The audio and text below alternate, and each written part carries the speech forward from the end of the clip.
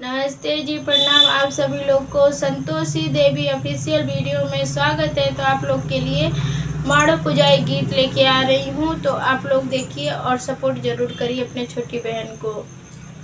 माड़ो पूजे चालेली बेटिया हो सीता बेटी, अरे चालेली बेटिया हो सीता बेटी, केसिया गईले झुराय, केसिया छोड़ावाते परेला, जाना का पापा के नजरिया नयना झर झर गिरेला होलोर, नयना झर झर बहेला होलो, अरे के कारा के सौंपी बेटिया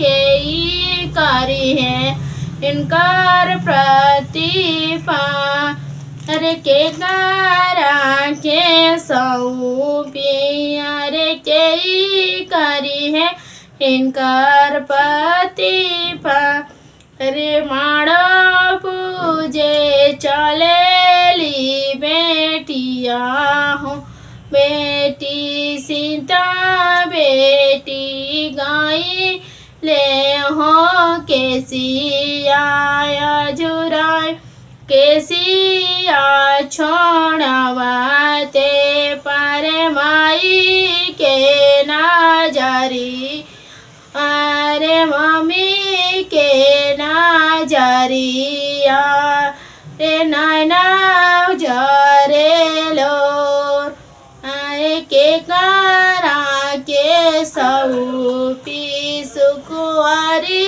दिया के कई है इनकार प्रतिपाल। नमस्ते जी, और ये गीत कैसा लगेगा कमेंट करके जरूर बताइएगा।